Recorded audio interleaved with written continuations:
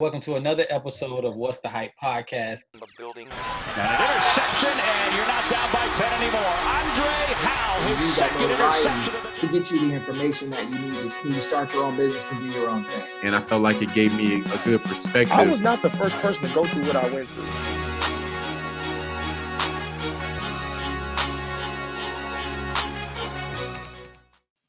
Welcome to another episode of What's the Hype podcast. I'm your host, Jeff Pope, a.k.a. the Pod Disciple. I'm Coach Andre Hal. Man, we're excited to get into another exciting episode. A good brother, friend of mine, Desoto, Texas native, super prep all Southwest and prep star all Midlands honors, two-time first team all district performer, as well as a two-time team most valuable player and captain, University of Colorado alum, former NFL player and scout. My guy, my brother. Welcome to the podcast, Pat Williams. Man, I can't even follow up that intro, man. That took me completely by surprise. But appreciate it, man. Thanks for having me, man. That's it's love. I'm glad to be here. Absolutely, man. We appreciate you being on, man. We again getting ready for kind of get into to tell your story, talk to you a little bit. But before we kind of jump into everything, man, just want to check in and see how you're doing, how life treating you. I know you've added a second to your family just recently, man. How's everything been going? It's been love, man. Like it's a juggling act, definitely. But I wouldn't trade it for nothing in the world, man. Got my son who's 3, daughter who's 3 months now. And man, I love it, man. I love it. I take on every little challenge, man. Every diaper is like, give it to me. Like I want to be all in. Like this is my, this is my accountability. I take full ownership of it all, man. But that's cool. I've been enjoying this time, kind of hanging out with the family, and yeah, man. It's all good. It's all good. I recently just got my master's. Well, congratulations on that, man. Yeah, from the University of Colorado. I finished that up, but I'm good. I'm just hanging. Good deal, man.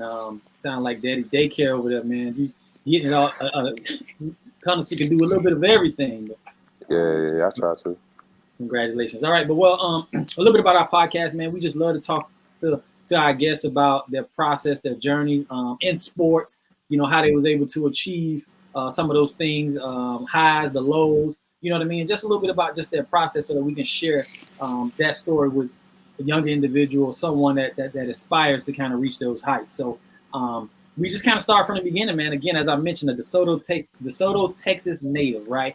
Let's start from the beginning. Tell us a little bit about, your family, about where you're from and what it was like growing up there. Man, so I mean, normal family nucleus. Got a mother and father. My father actually passed away in 2018. And my mom just recently retired. But I mean, we married for a long time. I got an older brother, older sister. We just down home people, man, who, just go to work every day, blue collar. I think they instilled just treating people right, doing the right things. And he was always, my pops was always, they never pushed me to play sports, you know what I'm saying, for real. It was more so, if you're gonna start something, you're gonna finish it though, And two, if you are, if you're in, basically, if you started, you're gonna finish it. And then two, once you're on the field, like, I'm not gonna push you. I'm not gonna press you to be anybody other than who you are. As long as you lead the field with your tank on E, I'm fine with it. You know what I mean? I don't care win, lose, or draw. Just give it your all, like, while you're out there. But DeSoto's a place. Really, it's been crazy, man. I call it. When I look back on it now, I think DeSoto is like the University of Miami before we really knew the University of Miami, for real. Like, we got guys like, okay, so it started for me. It popped off with like guys like Casey Prentice, who's a quarterback, who went to TCU, but he ended up at FAMU towards the end of it.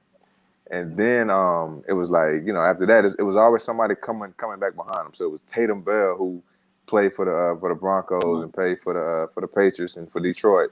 It was Ellis Hobbs, who played, man.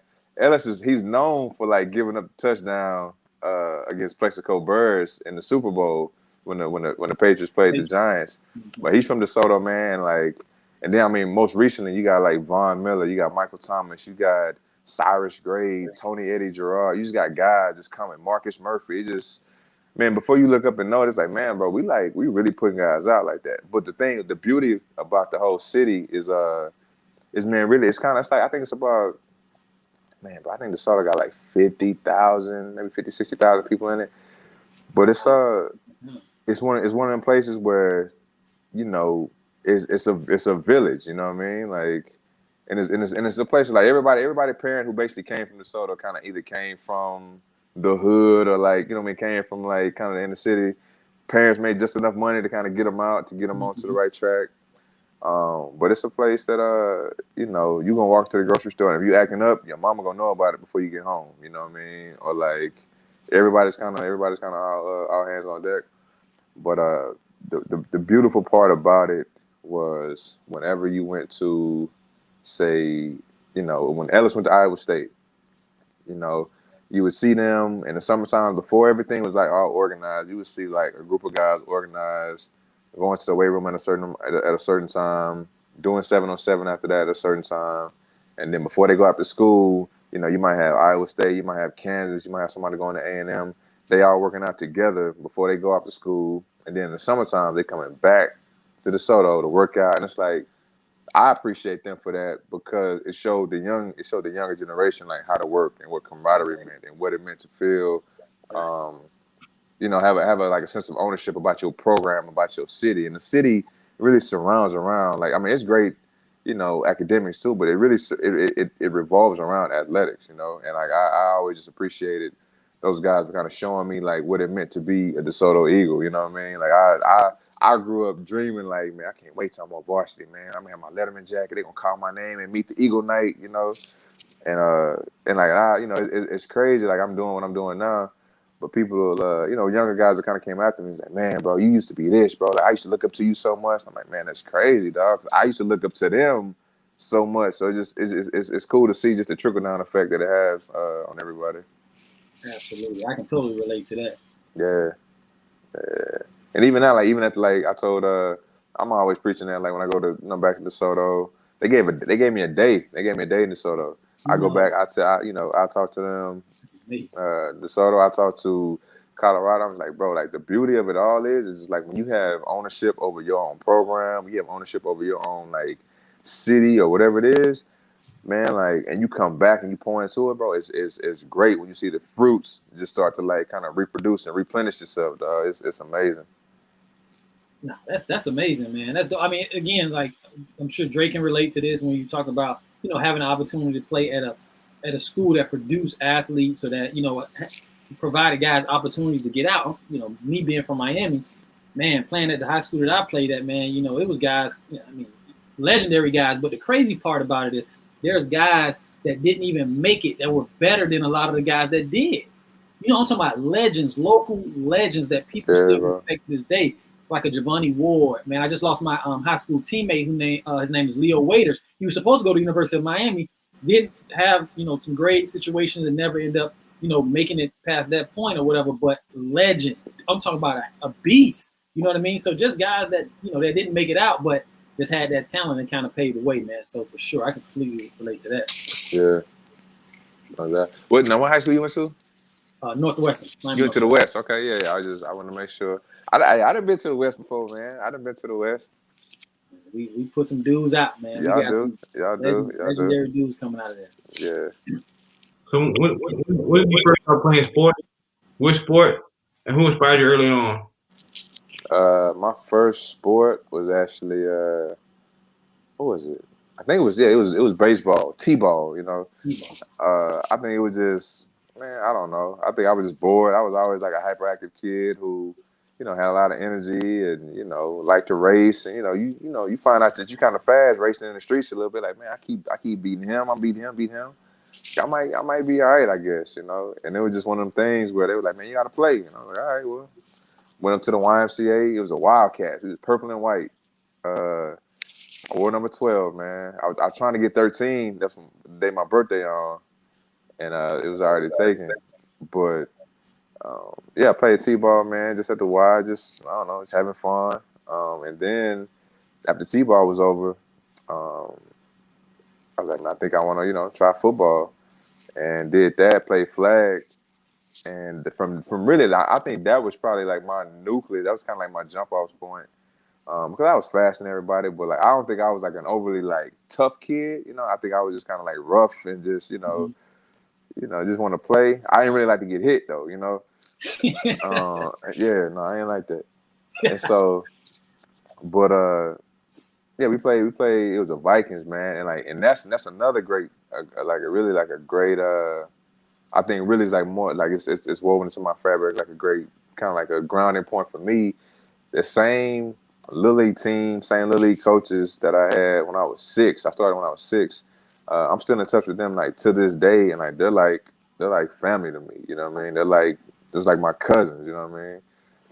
It's Uncle Larry. You know what I mean? Like that's just people that I love to death, man. We went from 6 until I think we stopped playing together, organized at like 12, like 12, like 6th grade. Everybody went to junior high, but you stayed in contact. They went to my college graduation. They lived in one city next over from me, but we all, we ran track against each other. We played summer basketball together. It was just it was a great thing. Somebody who inspired me, bro. Like I really, man. Well, I take that back. I was gonna say nobody, because I really wasn't like a sports junkie like that. I just liked doing it. It was fun. I like to play. I was never one of those guys like I gotta win and like I'm upset about it if I don't win or whatever. Not until like later on. But like King Griffey Jr. Like he was a cat that like I really like. Yeah, messed with real hard. You know what I mean? The backwards hat he was the first player I saw, brother. I love the left hand swing, the shoes. Like I remember every book fair that we would go to in elementary school. I get like you get a Goosebumps book or something, but like I definitely go over to like the posters. And I remember one year it was a King Griffey poster. And I was like, Mama, like I gotta have it. I gotta get that. So were you really into like the baseball at the time, or you just played t-ball and then that was it, or you kind of transitioned to baseball? Man, I played everything growing up for real. Like it wasn't but those were back in the times. I sound look at me. I sounded like my dad is somebody. But those like you played every sport. You played baseball. You played football. You played whatever sport that was in season. You played it, and I just enjoyed it. I think I was into baseball probably more because it was probably the first sport I played. And I think the video games were like a little bit more fun. Like King Griffey baseball, in my opinion, was more fun than like Barry Sanders football or like primetime football. I like King Griffey baseball better.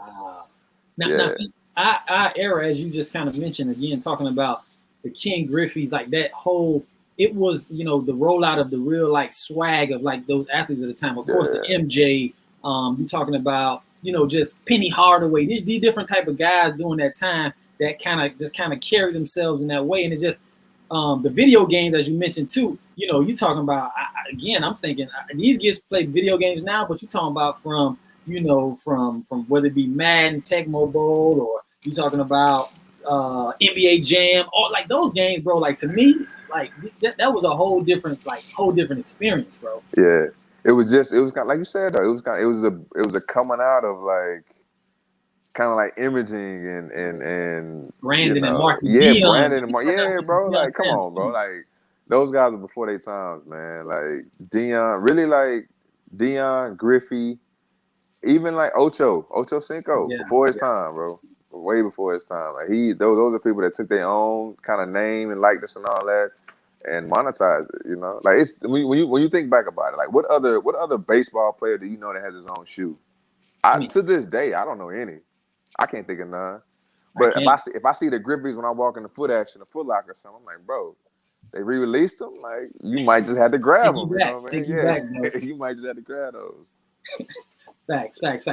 As you mentioned, man, we talked a little bit about Desoto and some of those guys coming out of the rich history, but kind of talk about your experiences, going to Desoto. Talk about, your sports experience, the position you played, and kind of the team success during your time there. It was so going into high school, I didn't know what I was gonna play. I played running back, safety, corner. You play it all. But it was a cat, man, who actually transferred out. He was supposed to be like the quarterback, like the next coming or whatever. And he transferred, went to another school. I was like, man, I'm gonna go out for it. and I threw like a couple passes, and the coach was like, "Man, I like that cat, man. I like that." And he was like, "Man, I think go with the first team." I was like, "All right, bet." And so this is my freshman year, and probably, no lie, man, probably like I basically like became the starter kind of quick. You know what I mean? I was always athletic and stuff and could move.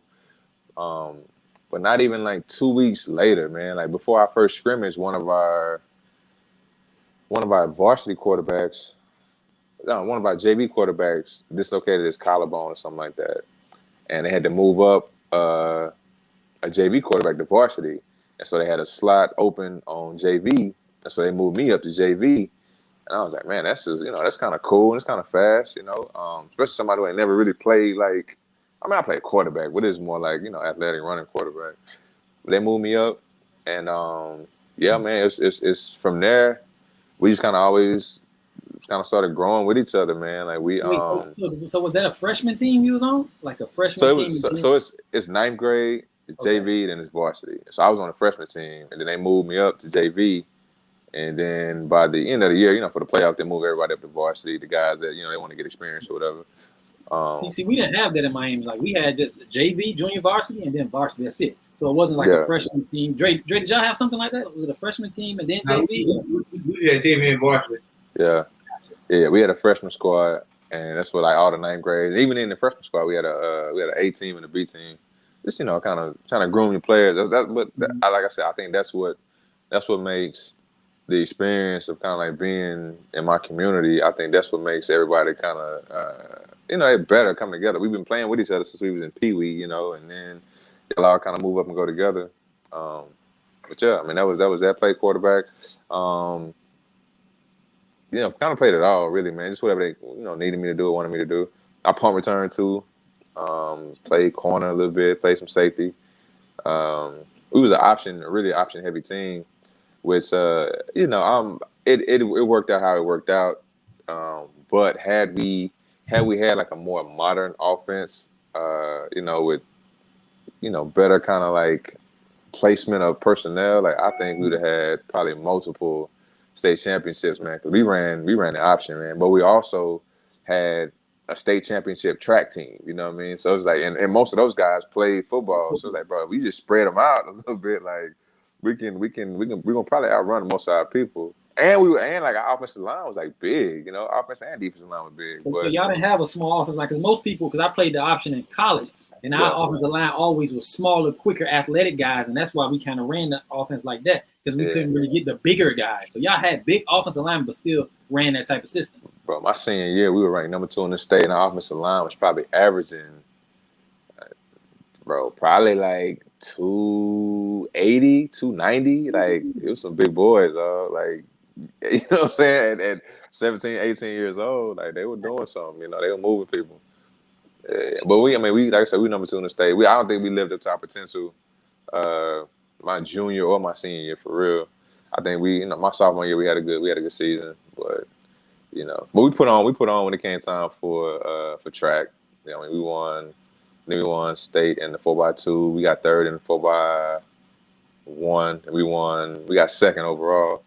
But I enjoy that experience, man. Those are guys that I still, like I said, talk to, keep tabs on. A lot of them are kind of going on and play ball, at the professional level. And others, transitioning and have been successful in business and doctors and everything else. Like the funny part about it, we're planning a reunion coming up in October, and I'm looking forward to seeing those guys, man. Just because a lot of them are.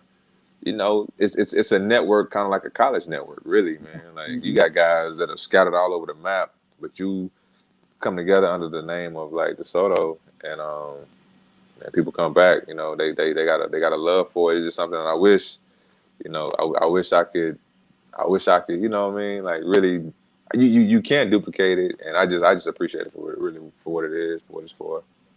Well, talk about your recruiting process and why you decided to attend the University of Colorado. Recruiting was it was a little stressful. It was, I think I ended up with like a total of like 44 scholarships or something like that. And before it was all said and done, it was like, cause they recruited me as an athlete. They didn't know, we just know we want him. He's tall, he's athletic, he's fast. all the measurables, checks all the boxes, great pedigree, right? But it was like I didn't really know where I wanted to go, and I kind of narrowed it down to like A&M. I really wanted to go to LSU, but it was Xavier Carter. I never forget Xavier Carter. It was Xavier Carter, yeah. From Palm Bay, Florida. We ran against him in high school, bro, and I know exactly who Xavier Carter is. Yeah. A monster, dog. Monster. So they was like, man, we wanted it. I mean, some things kind of went down that like in my recruiting process that like my parents kind of had to kind of get a hold of in terms of like guys coming, like they were pulling me out of class, and my mom was like, man, I think you're too distracted. Like if they gonna want to talk to you, like leave you alone in school. They're gonna have to come to the house and talk to you. But I really want to go to LSU. I just found out about it was like a junior day. I found out about it like last minute, and they were like, we just want to see you, run around a little bit, and if we like you, we're gonna offer you, which we think we will. Long story short, Xavier Carter. They gave the scholarship away and whatever. But then it came down to I was just trying to figure out where I want to go. I was looking up on my wall one day. I had a bunch of like letters, kind of like just I had like ACC wall, SEC, Big 12, just where I want to go, And I looked up one day, and it was the University of Colorado, and they had like these two big receivers. It was DJ Hackett and Derek McCoy, and I was like, man, like I don't know. It's just I looked up and it kind of caught my eye. I think I like the black and gold, and I was like, man, I think I've seen them on TV a couple times too. Let me just see what's up. And it was a coach by the name of Chris Wilson, who's actually there back at the University of Colorado. He's a defensive coordinator. He's been with Oklahoma. He's been all over the place. He won a Super Bowl with Philly a few years back. He was a D-line coach.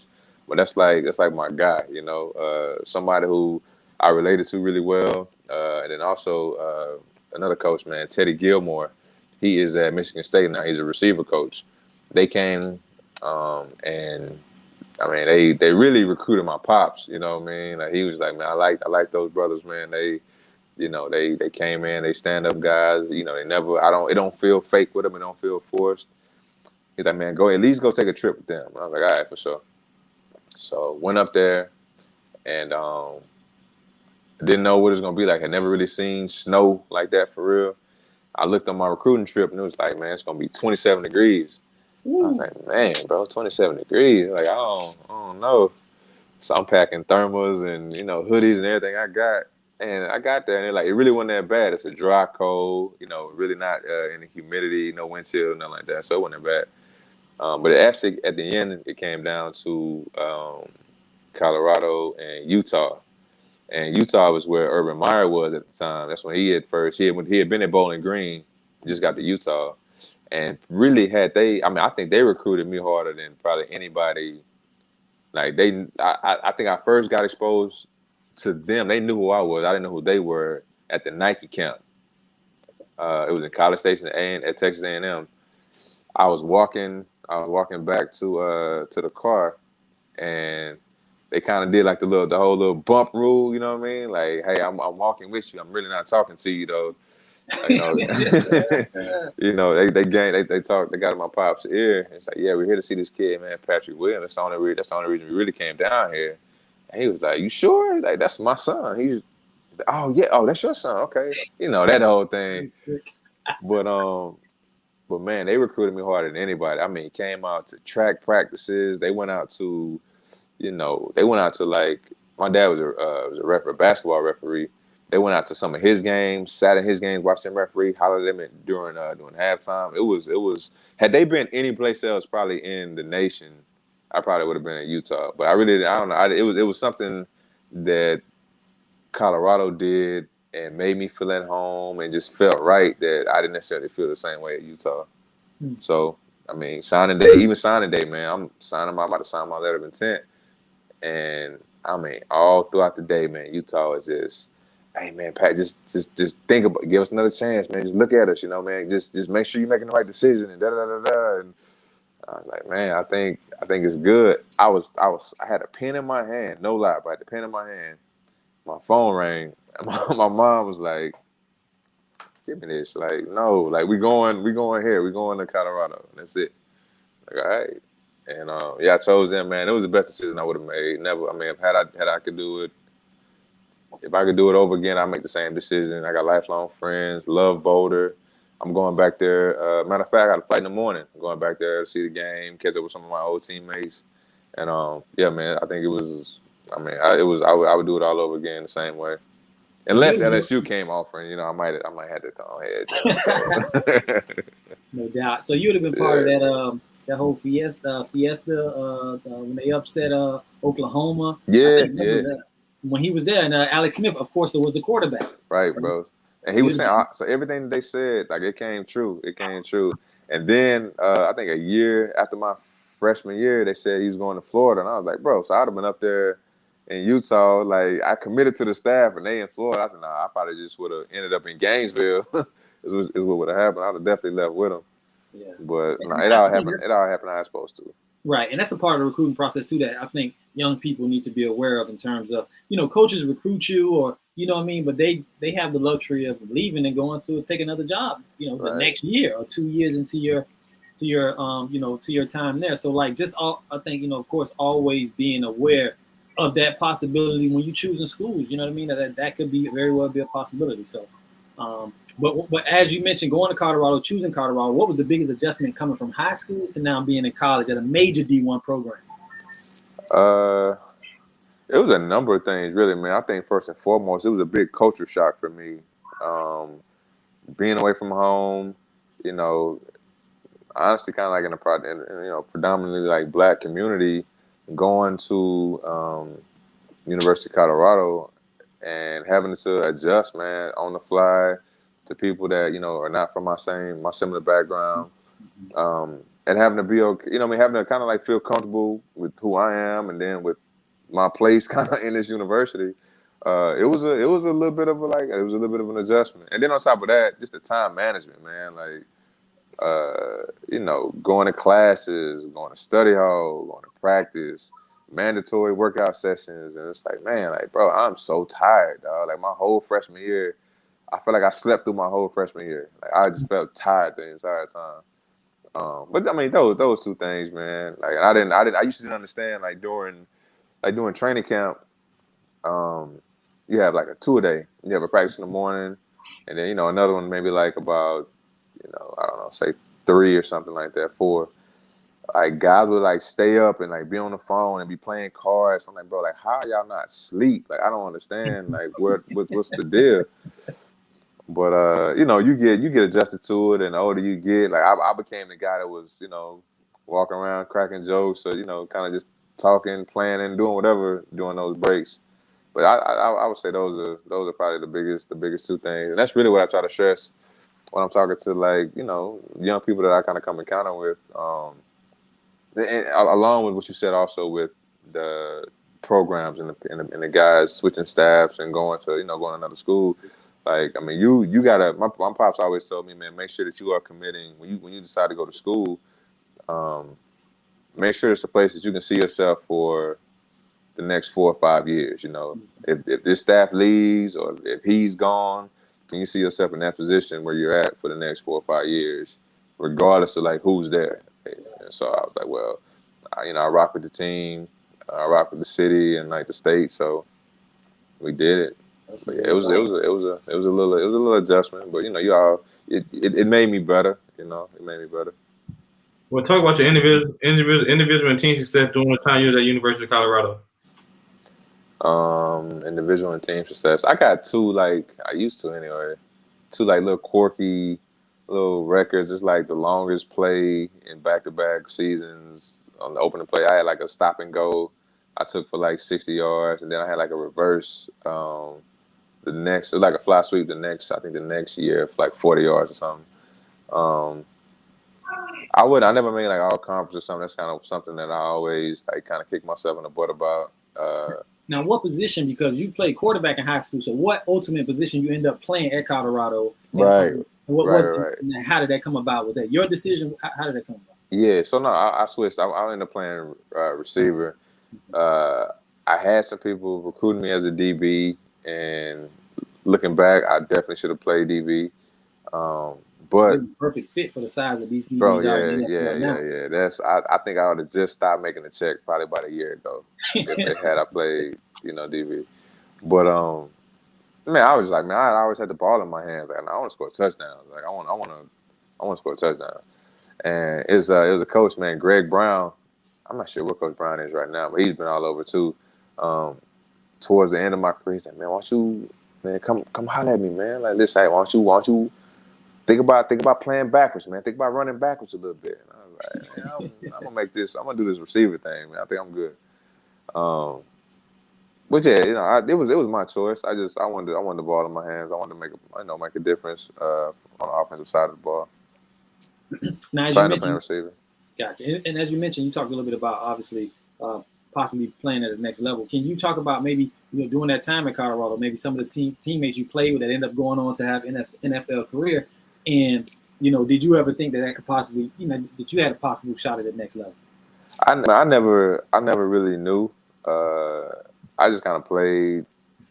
For me, it was like kind of like play by play, practice by practice. Just like do your best. Beat the guy in front of you.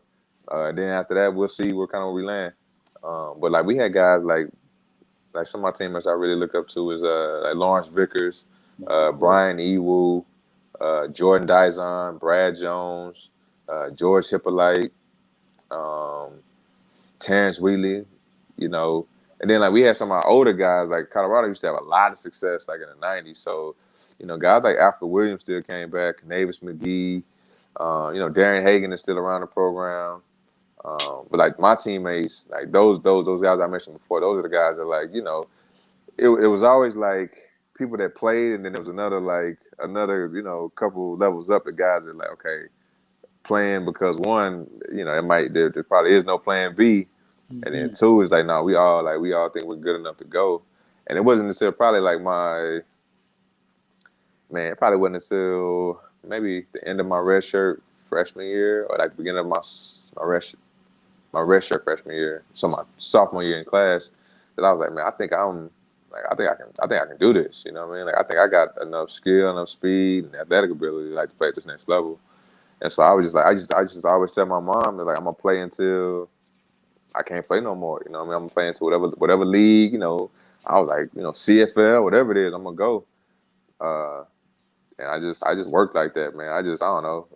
I think more so than anything in the back of my mind, it was just always like, just leave whatever you do. Just leave with your tank on empty. You know what I mean? Like workout sessions, push yourself to the max. If you ain't tired in between sets, you probably ain't working hard enough.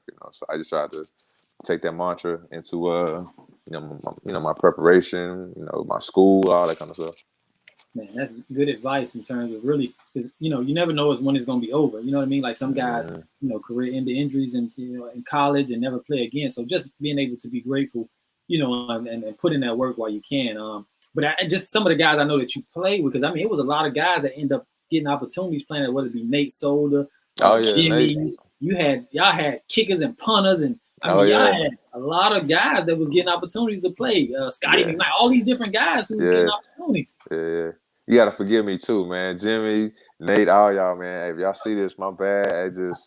I just started rattling off names. But no, Jimmy was probably the biggest surprise. We had Jaleel Brown.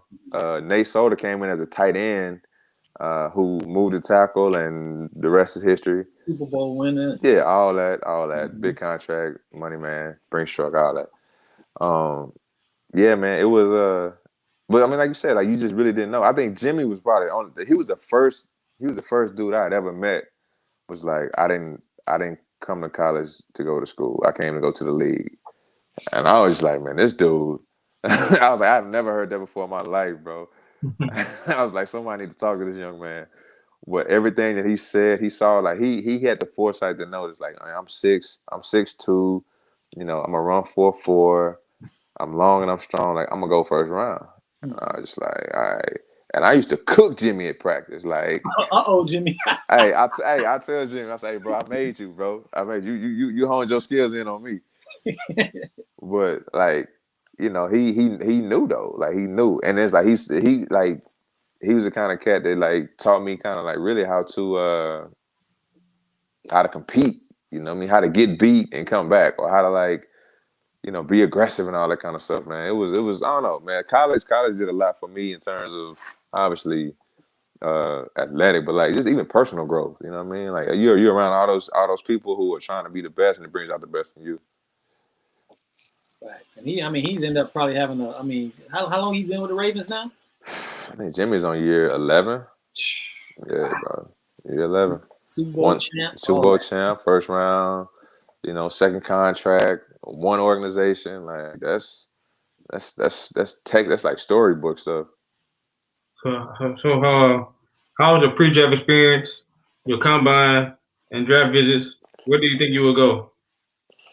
I mean, I didn't think I was gonna get drafted at all, and I didn't.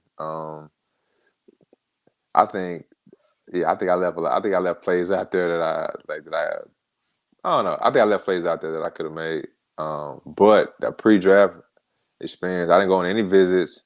I worked out. You know, I didn't go to Barbaritos or, you know, nothing, no time shot, nobody big like that. It was after the season, our fullback, Mo, he's like, "Hey man, where you working out at?" And I was like, "Man, I really don't know." You know, I got an agent like after the last game.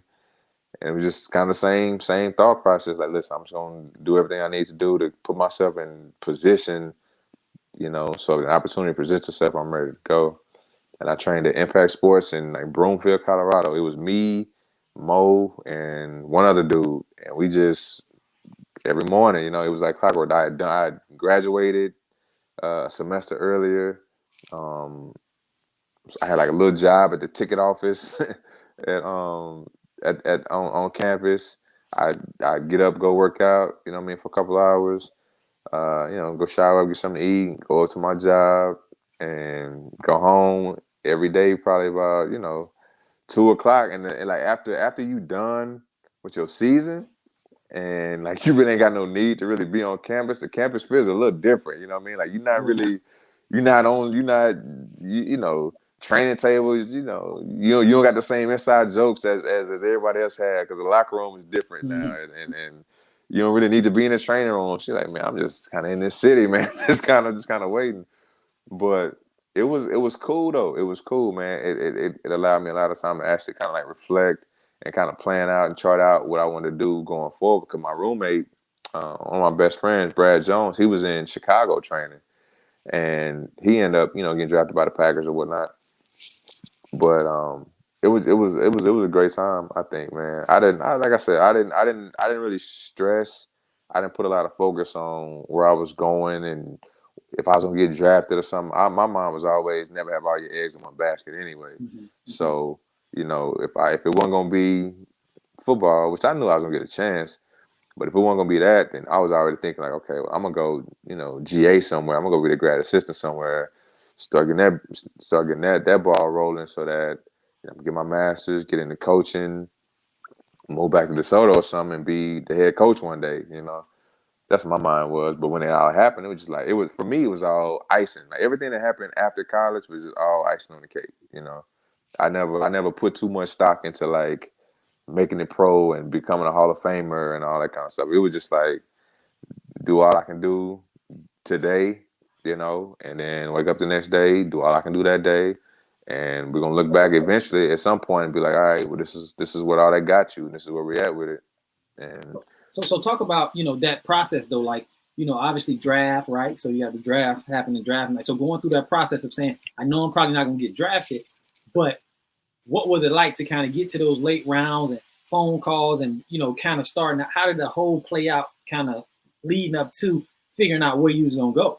You know what I mean? Like, yeah. It was I mean, my agent was talking to me. He was just like, man, you know, these teams, they got some picks late, and I'm in pretty tight with them. I'm gonna try to get them to use one on you. You know, your phone probably starts ringing. I think mine started ringing probably about like the fourth round, just kind of keeping me warm. Like, hey, you know, if something comes available, like, hey, if we can get these picks right here going on, then we might take you.